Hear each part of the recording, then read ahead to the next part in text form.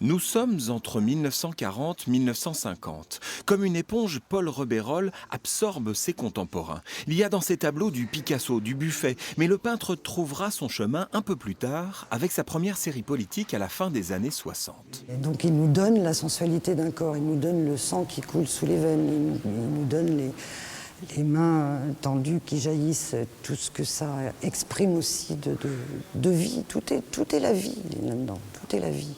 Je peins ce que je vois, disait Rebeyrolle. Au cours des décennies qui suivent, l'artiste voit la société.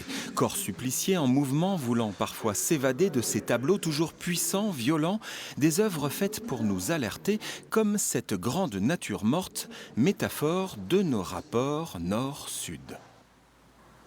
Elle représente des victuailles sur une table, une espèce d'orgie de victuailles. Il y en a tellement que ça commence déjà quand même à se nécroser, à pourrir un petit peu.